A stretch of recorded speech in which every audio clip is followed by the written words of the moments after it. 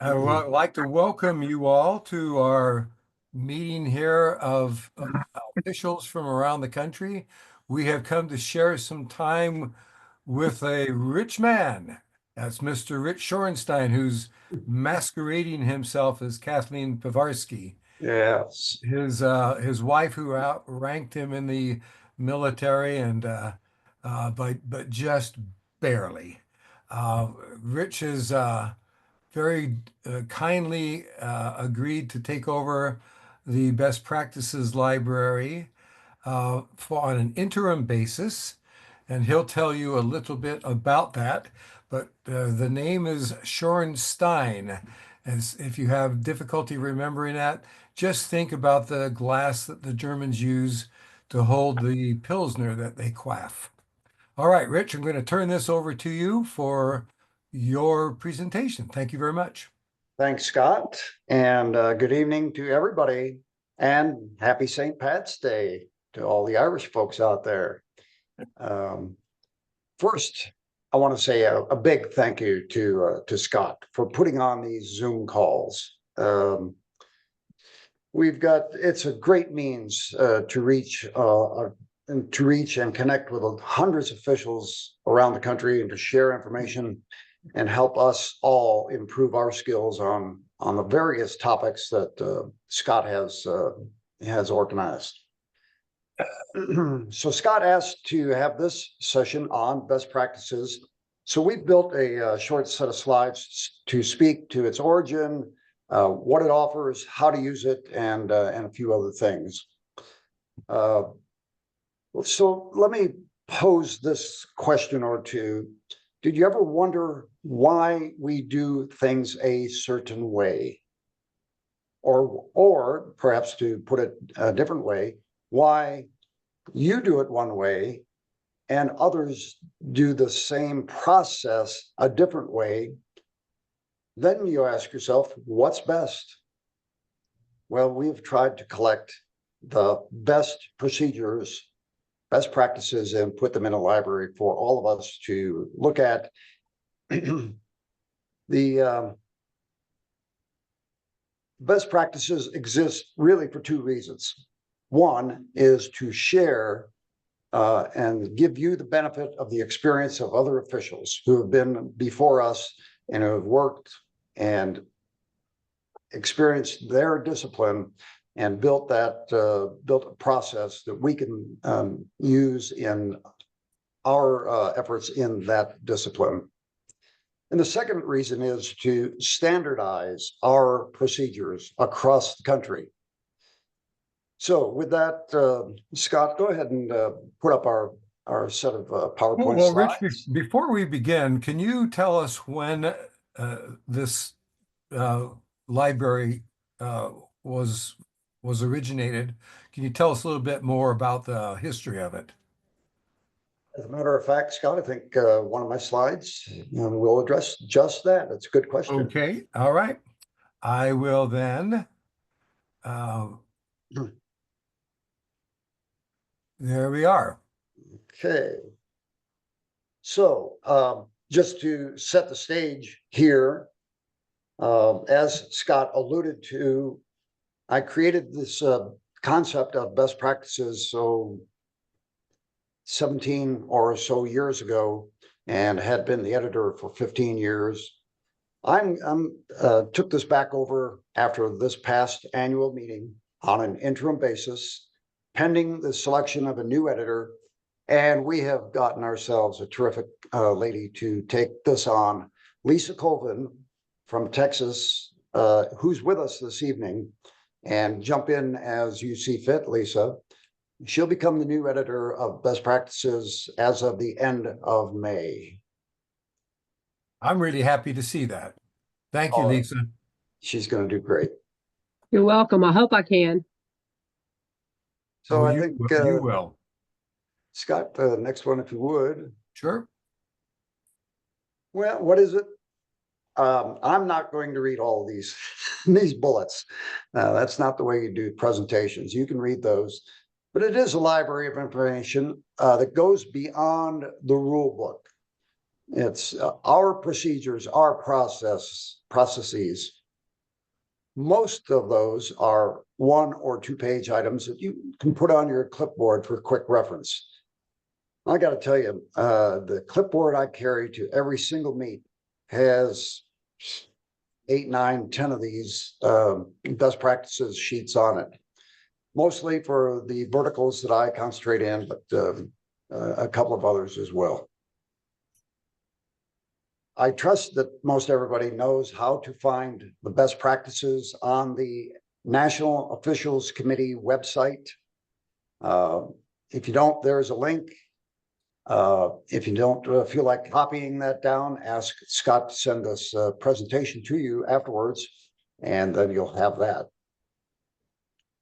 But Scott, to your question, I think the next slide talks to where did this come from? Okay, so this gets a little personal. I was at my very first national meet, maybe the second national meet that I ever attended. I think it was second. And the head of our event happened to be Povol, had a checklist that he was using, and I found it to be very, very useful. I asked him for a copy, brought it home, modified it to suit myself, added a couple of things, changed a few others, and used that for a year or 2 or 3. I also used it as a template to create some other best practices checklists. And then over the next 2 or 3 years, folks did the same thing that I did. They saw my checklist, they asked for a copy. Well, that's great. I thought it was nice. They thought it was useful. But that only got it to those officials I met personally at a competition.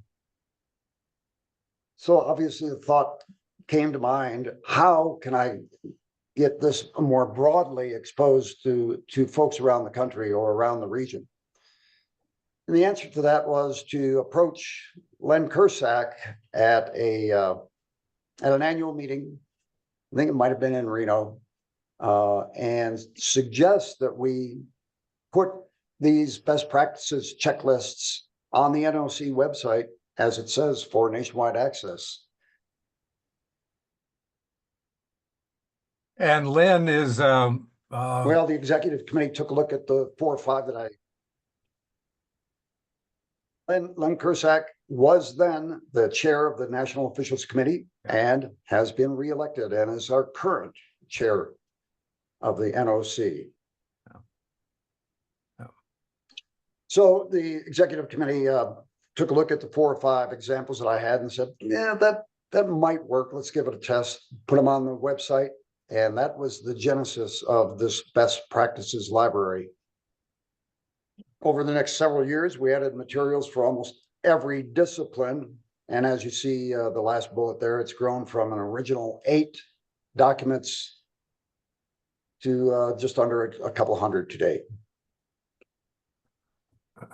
By the way, folks, as I go through this, I really would like this to be not a single one-way conversation where I read and present some information, but I would welcome and invite your comments.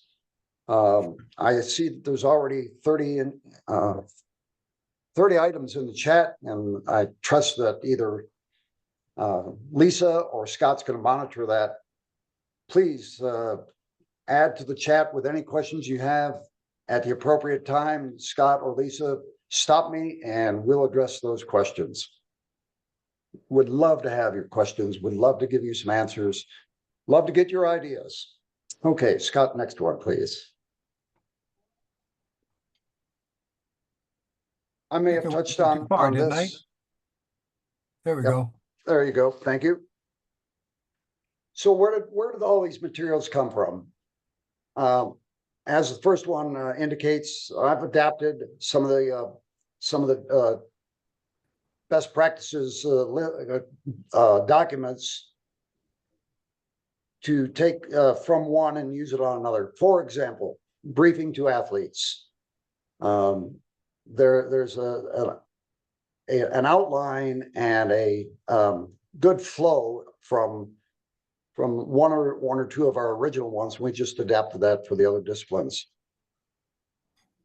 Some of the documents were produced by other officials who are very talented and very experienced.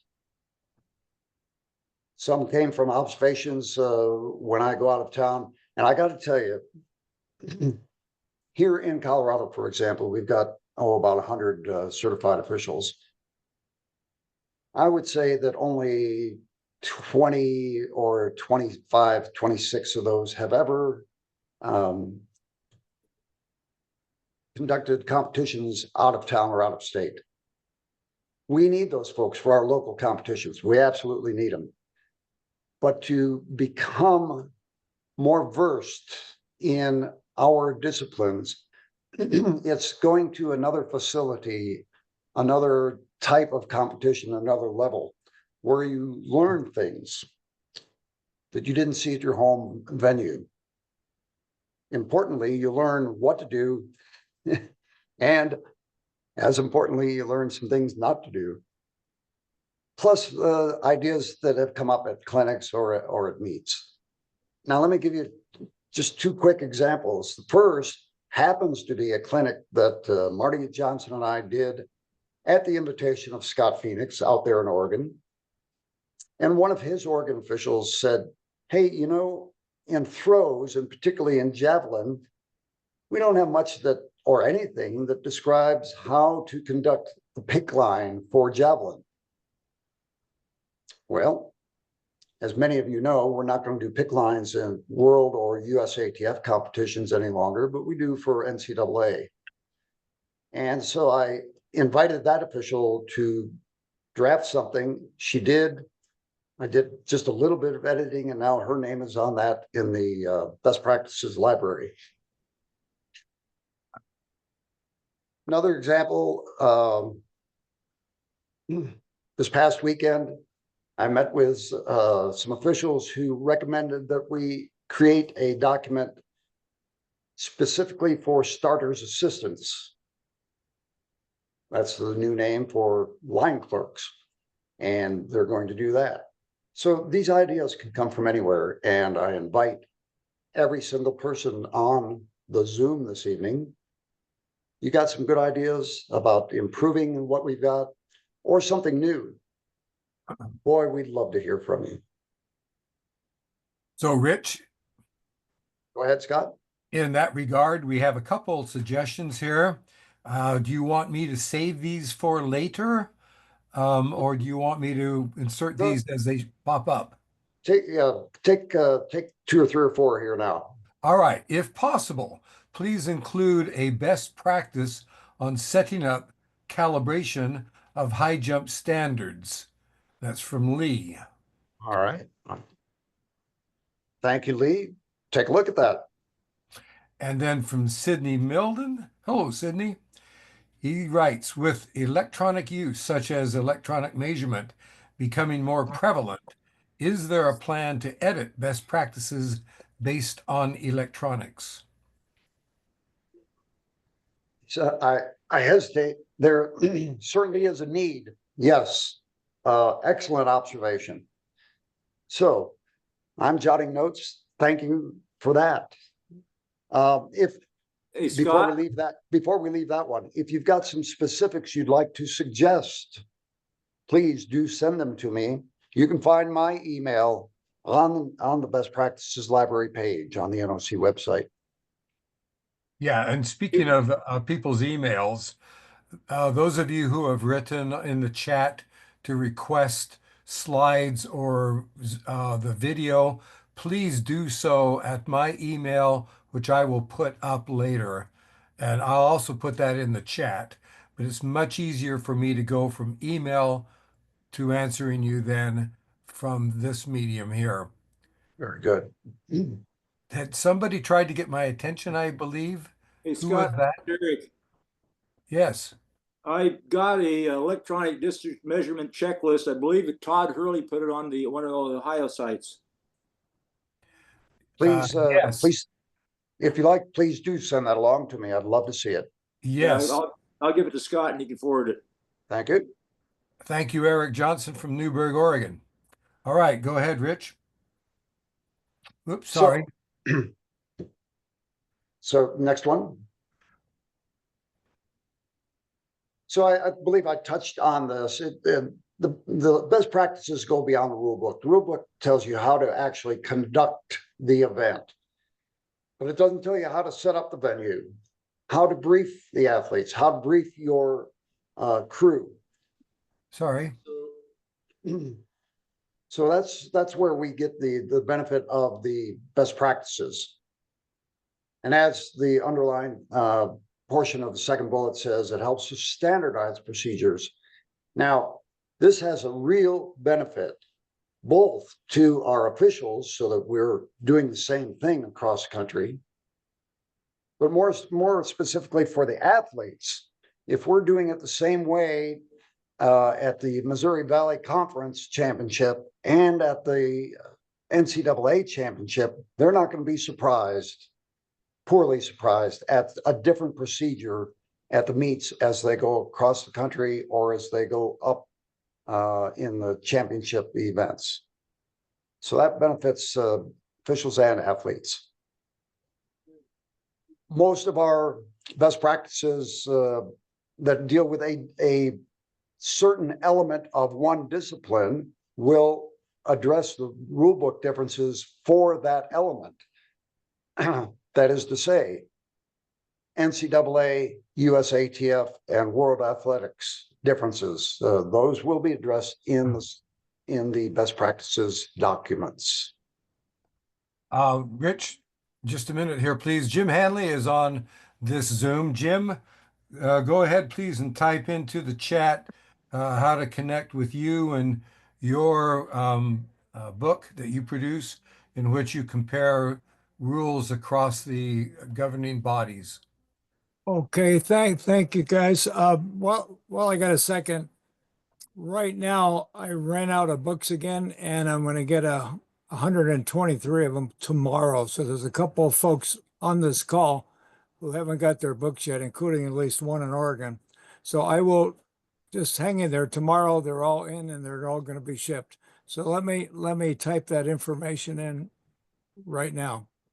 Okay, thank you. Okay, sorry. Okay. A lot of good work that Jim has done on those. That's what a compilation he's got. So I would suggest that these best practices documents are very, very useful in clinics and in mentoring those of you who are mentoring new or junior officials.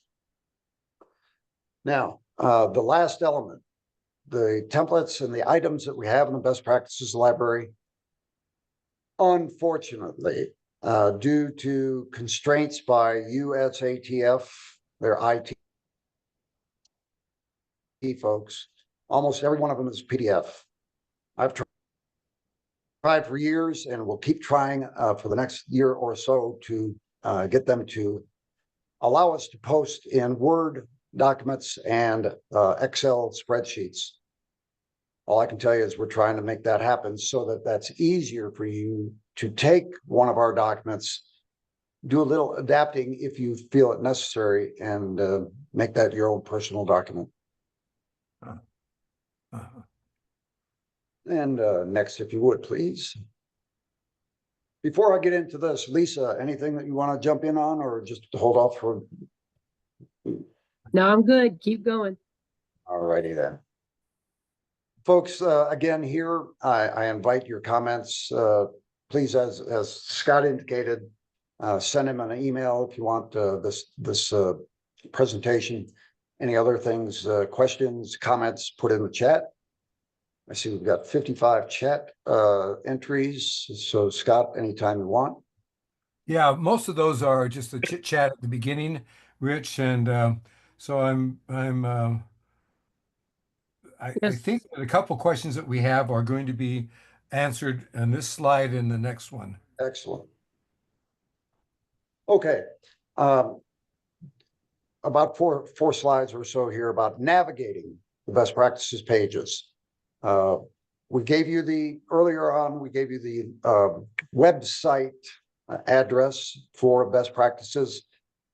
when you hit that, this is the page that comes up. This is the best practices home page, if you will. And I'll just, for example, let's say we want to look at high jump. I just picked that. So you click on the field disciplines first. Scott, please take us to the next. Clicking on field disciplines will take you to this next page that you see below the title with the various field disciplines listed. Now, our experience is that some folks took a look at, let's say, pole vault and saw that there was one item under pole vault, and they said, well, that's not much of a library. Indeed, it would not be if that were the case. But there really is, as the text says, there really is much more. So staying with high jump, let's say we want high jump. We click on that blue banner titled high jump for a full listing of all high jump items, and it takes you to the page Scott will bring up next. This brings up the high jump booklet, and clicking on that arrow and the Scott's next page brings you to the index for the high jump booklet. Now you can see listed all of the items in this booklet. Just real quick, there's obviously two sections, best practices and other resources. It just so happens we categorize those as being the best practices items being 1 or 2 pages, and other resources being more lengthy monograms, presentations, something longer and more involved. Simply a categorization, but it's all there for you to see. I think one thing to point out here too, Rich, is how much has been edited and updated. If you look at the dates, it's to me it's a very impressive effort, the updating that's gone on. Thank you, Scott, for mentioning that. It happens that we've made, since the 1st of January, we've made updates to 44 documents in the library already. More to come. Wow. More to come. And by the way, more than half of those are at the suggestion of officials who have said, hey, Rich, I think we need to change this. And I'll go back to them and say, I agree. Give me the precise wording that you want, because I'm not an expert in all these disciplines. And it's been a group effort. So Sydney, I think that addresses your question. You said, who does Rich consult as he updates the best practice library? There will be people who send him suggestions. Is that mostly how these occur, Rich? More than half of the updates come from suggestions. And by the way, as long as I'm editor, as long as I have been editor, I do an annual review. I conduct an annual review, and I have that done. Well, let me rephrase this. Through the chair of the NOC, Len Kursak, and I task the event head of every single discipline at the indoor and outdoor championships and the U20 championships. Every event head is required to review every document in their discipline and advise me as to whether or not they're still current, or advise me of the changes that are needed. So that gets us a lot of inputs. That's a great idea. Okay, jump to the next, if you would, please. So we looked at the index, and that's the index that you see on the left page here. And I just wanted to show the tools that are available. At the top, the yellow arrow points to some tools for download, printing, finding, and zooming. So be aware those tools are up there. At the bottom, that yellow arrow points to a white dot that you can click on and drag to scroll through if you want page 44.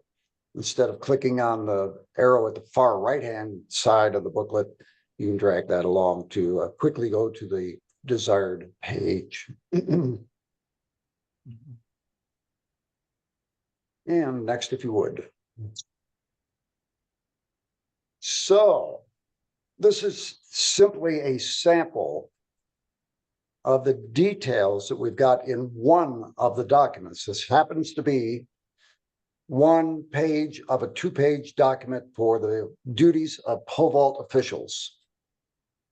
And I have purposely made it so that it's tough to read. The point is not for you to read all this, it's just to see the level of detail we've got in some of these documents.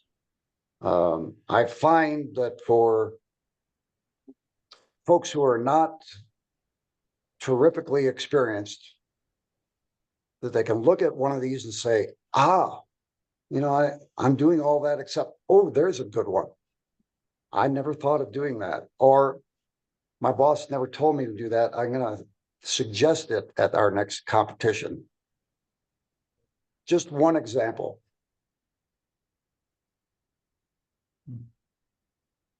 Okay, Scott, if you would.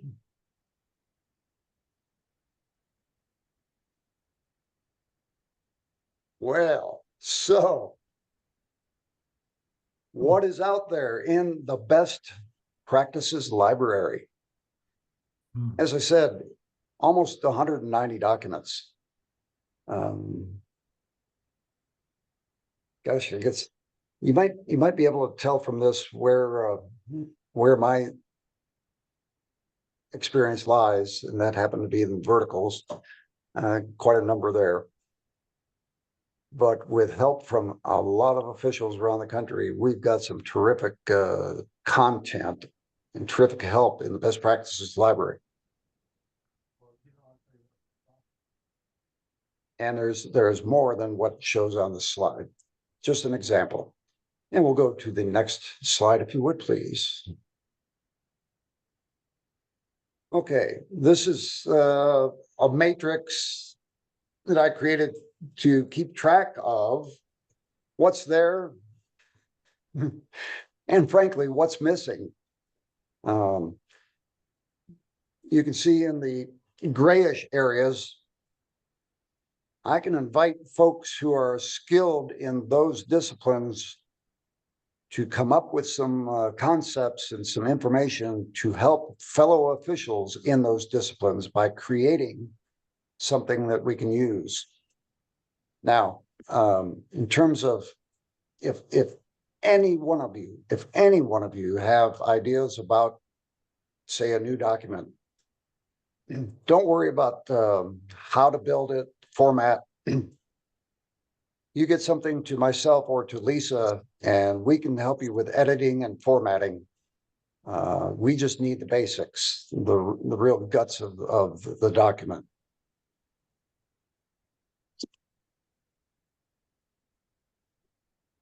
That's a real useful chart to have, Rich.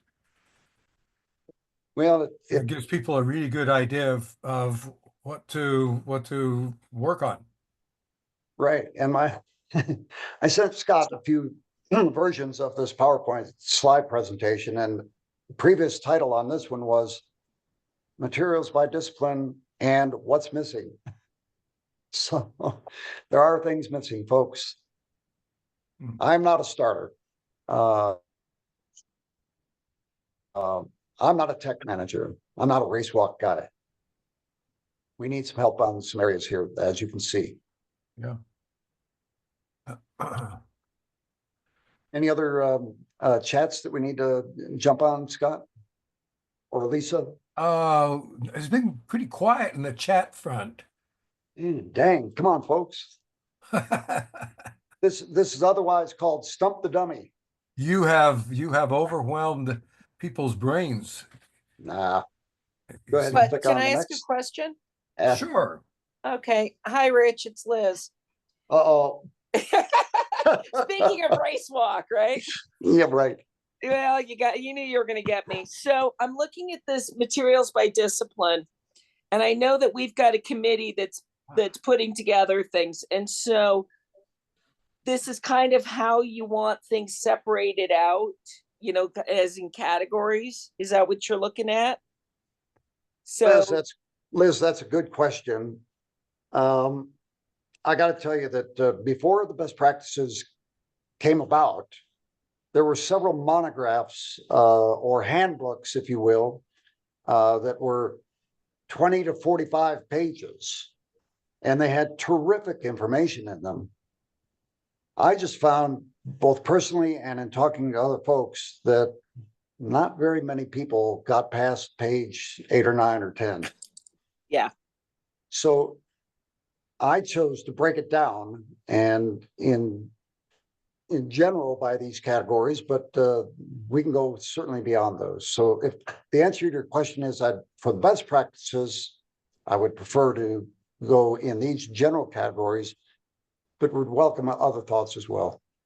So basically something like kind of some of the things that I'm thinking on, which of course, me, I'm recording, that could fit in one of these categories type of a thing. And then, for example, your penalty box, your penalty lane, right, or do that one would on be that. under venue diagram too. Sure. Okay, I'll talk with you later on it, but it's, Right. I mean, you got me using this from literally day one. So you know how much I love the best practices. So, but yeah, thank you very much. We'll chat. That's good.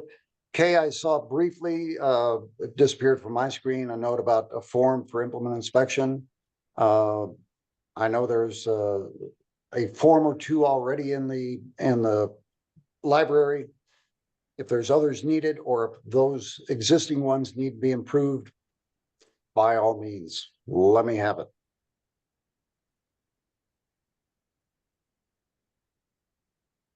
Okay, next slide.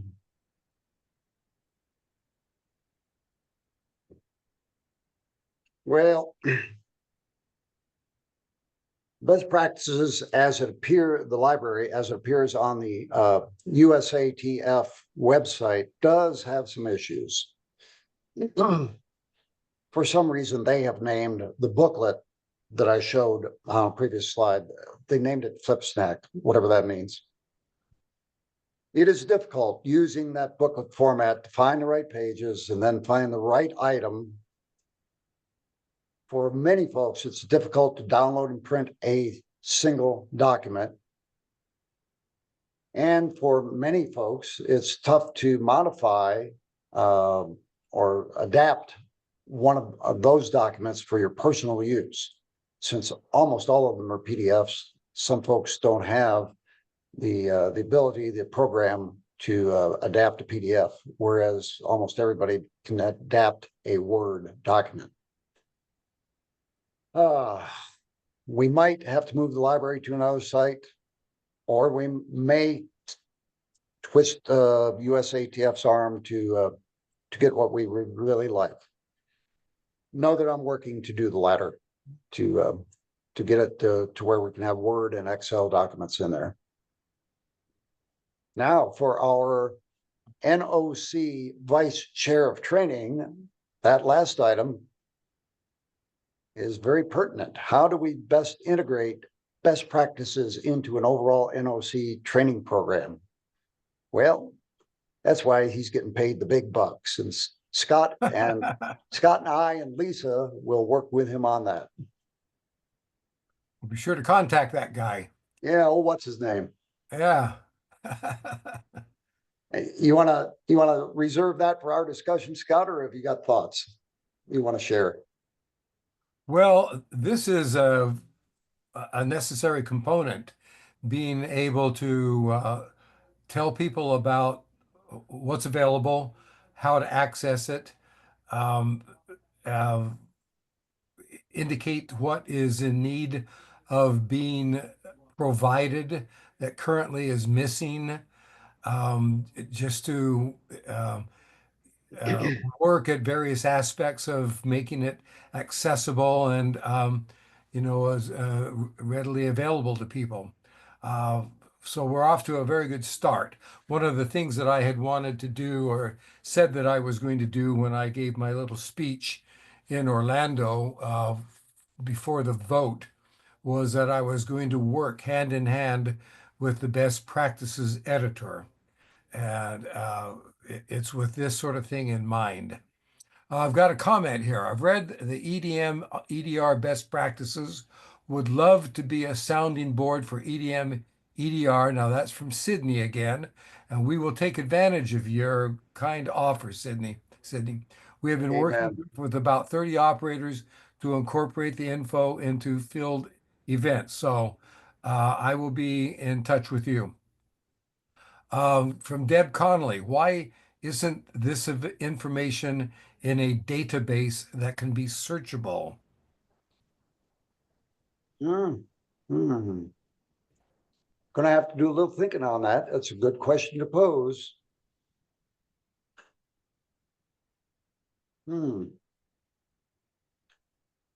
Something for a professor at Texas A&M to consider. Thanks a lot. Something for a graduate student to help me with. Yeah, yeah. Put those younger minds to work. Exactly. And with the technology also. So yeah, I agree with Rich. I mean, this Flip Snack is even difficult for me to use, even with a PDF converter and trying to move it into a Google Doc and every other thing. There are other programs online that can be used, but I think this is the medium that USATF utilizes. So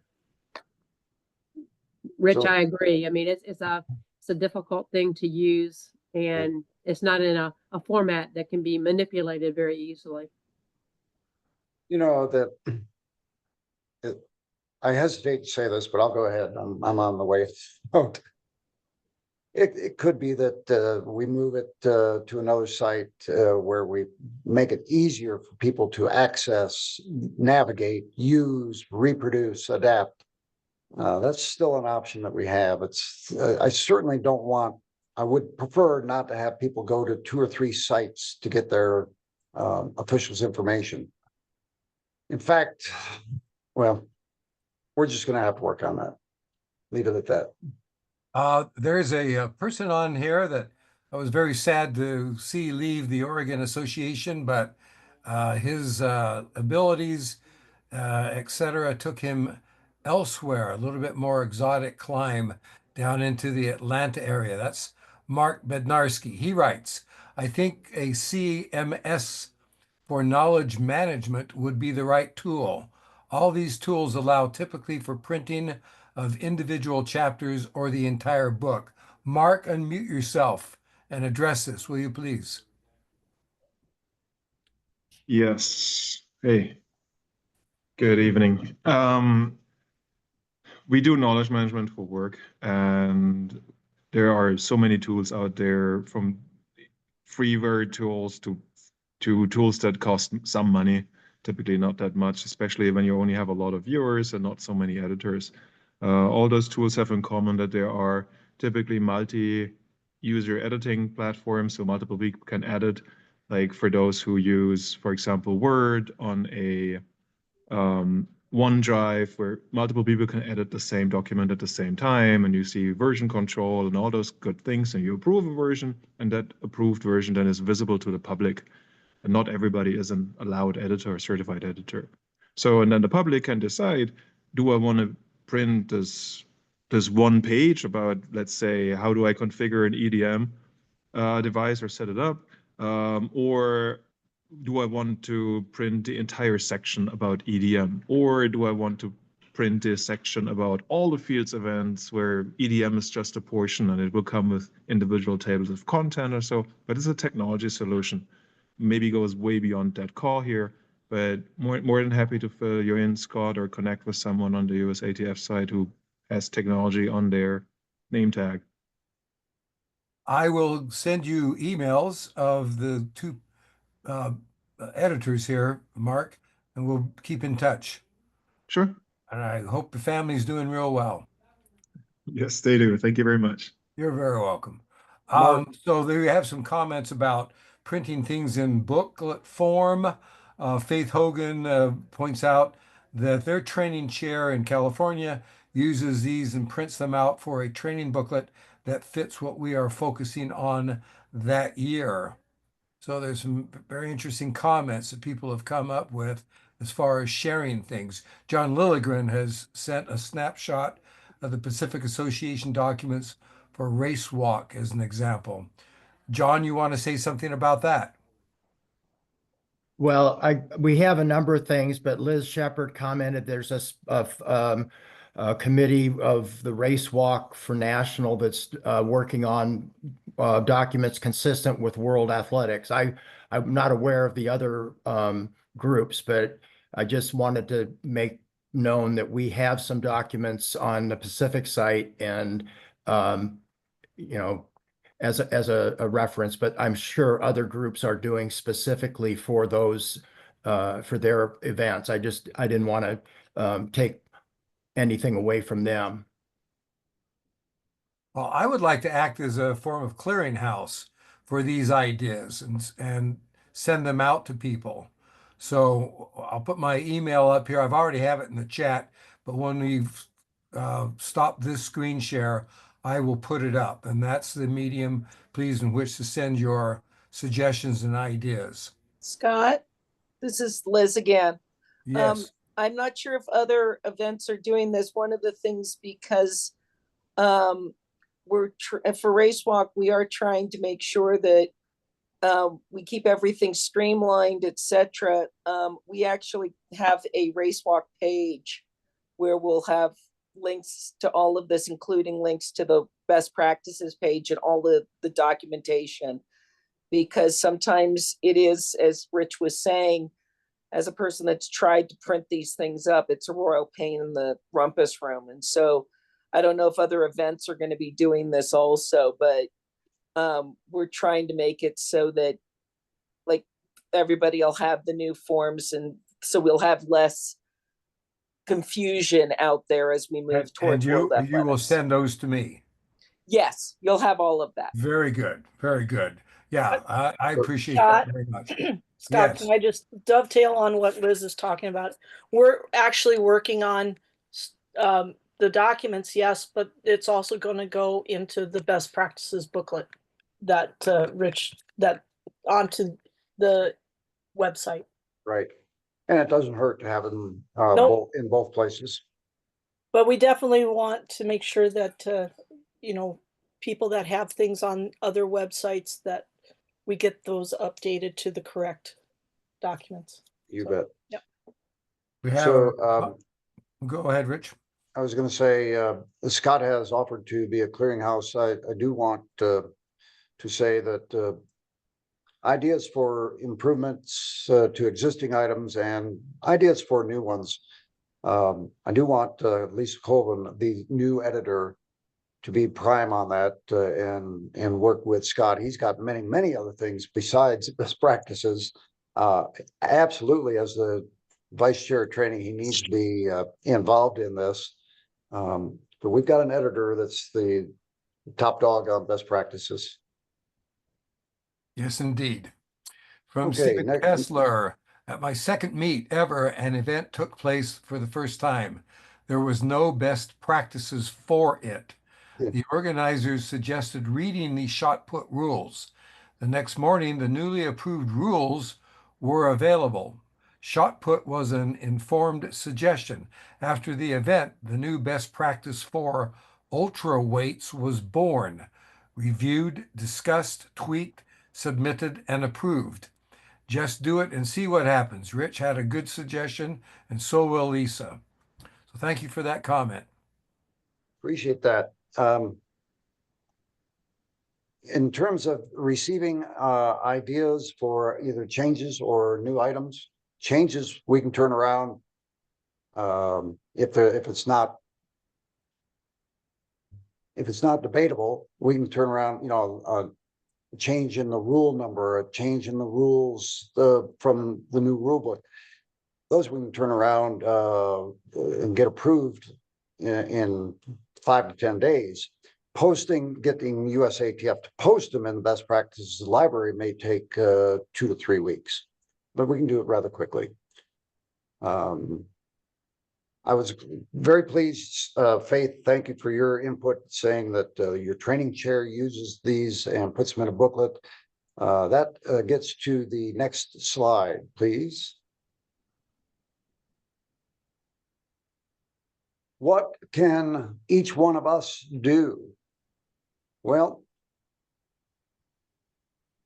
in your experience and your discipline that you focus on, periodically check and print off, make sure you've got the most current version. Every single best practices document down at the bottom has a date on it, a month and a year.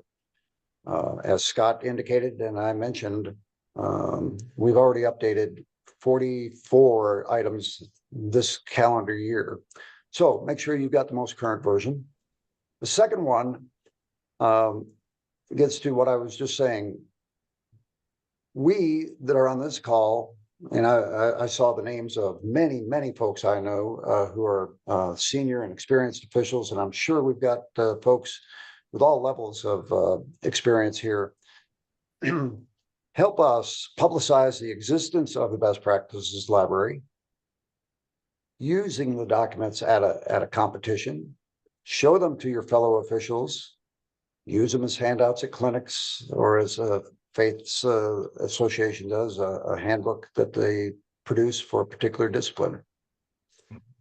And as I've said more than enough times already, send us your ideas. Okay, Scott, last slide. All right, this is your invitation again.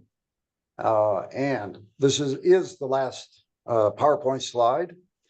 And I'll entertain any questions, comments, suggestions, or deal with any other chat inputs that Scott sees that we want to share with everybody.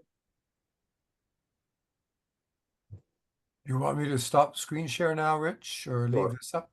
Sure. Okay. Okay, so Lisa, I've kind of set the stage for you to be the catcher on all of these things that are going to come to you. I'm writing them down fast and furious right now. There you go. Scott, please go ahead. There's Scott's email and phone number. Well, I'm very pleased that we have had as many people on as we have had. 210 is pretty darn good. Any questions that you all have of Rich and Lisa, please go ahead and don't hesitate to speak up. I noticed in chat, I'm not sure who it's from, to have a special copy for combined events would be helpful, different height progressions. You will see in the best practices library, there is a document specifically for height progressions in combined events, high jump and pole vault. Good idea. Somebody else already had that idea and we produced it. So Davina, I believe you will find information in best practices about combined events. You bet. And one of the people who's on here, a certain person from Texas, is a pretty good combined events individual to consult. That would be Lisa Colvin. And always happy to consult. Also put in the chat the link to the combined events Flip Snacks that's in the best practices. Very good. Okay. Kirk Well, Betts, please provide a link. Please provide a link to the vertical height progressions. That is a colored version of the gold book.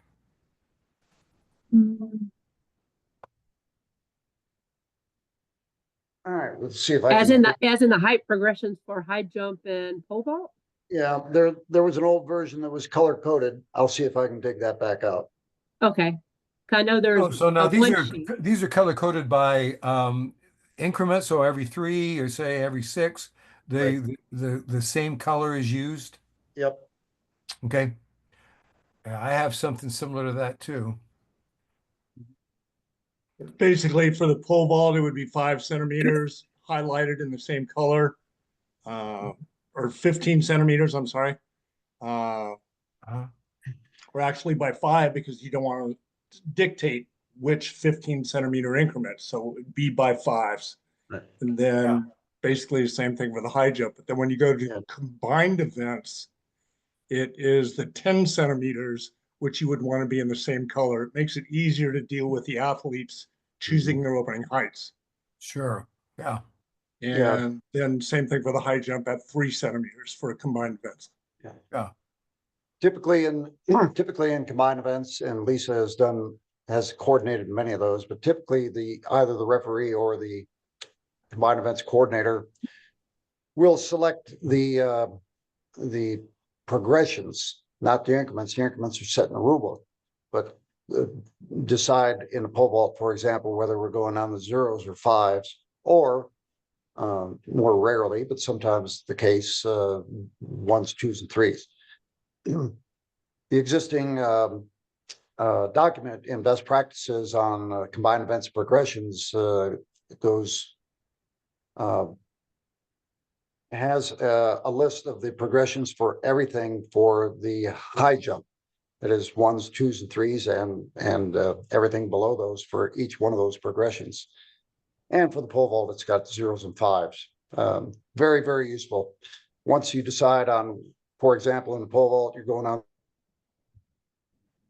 0s, then you say to the athletes, here are your choices, this column and this column only, and away you go. And by the way, it's got imperial equivalents as well.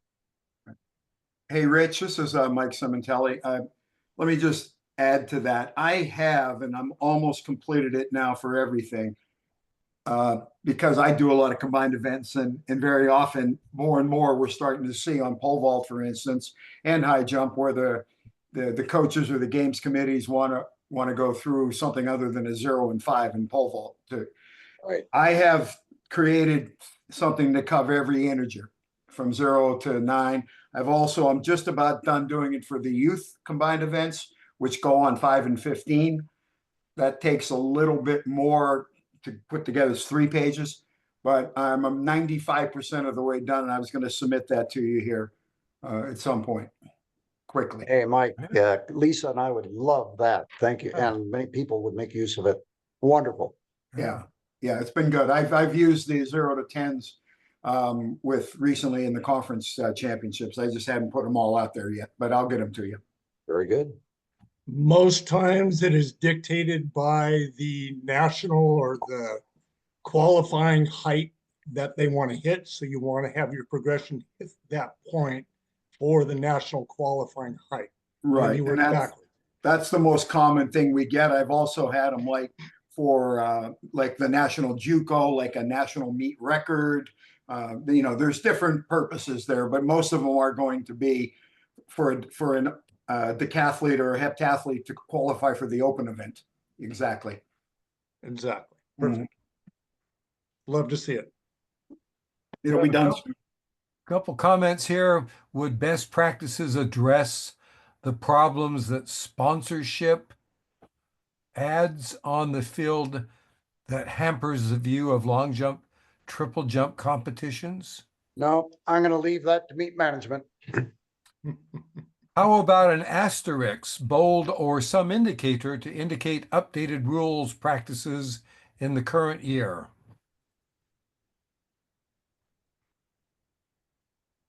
In the index, it's got the current date. I don't see a need for an asterisk. Okay. I mean, the title of the document is followed by the month and year of the document. Do you have ones for umpire that specifically separate NFHS, NCAA, and USATF/World Athletics for each category?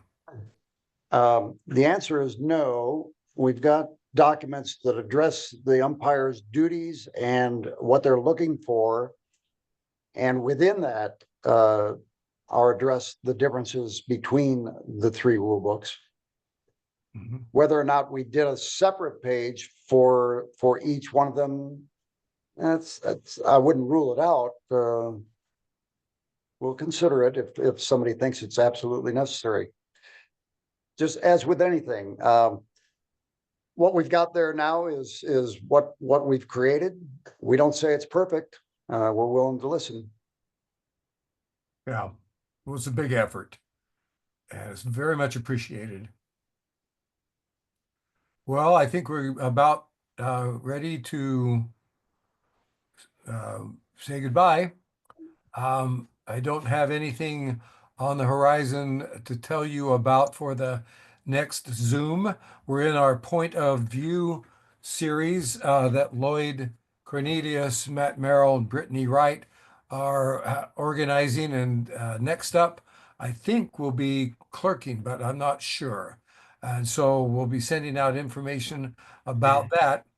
Before we go, I would like to say that one of the things that came to my attention in traveling to a meet that happened to be the West Regional for the NCAAs some years ago, held in cool Sacramento, in the month of June, was I had noticed a slender gentleman at pole vault utilizing a cone with a PVC handle to it. I had never seen one before, and I thought that was a pretty slick trick. Well, it is for us old geezers. Yeah, and that was Mr. Rich Schornstein, and I decided at that point I wanted one of those. That was copied from John Lilligren. Sure. Yeah, Well, one idea begets another. And I copied from Dennis Boyle. Dennis has claimed that as his original design. Yeah, well, he's entitled to that. All right, everybody. Use that. Thank you very much for joining in. A pleasure, Rich and Lisa. Look very much forward to working with you. And Lisa, welcome to be the future editor. Thanks, everybody. Thank you, Scott. Thank you. Bye-bye.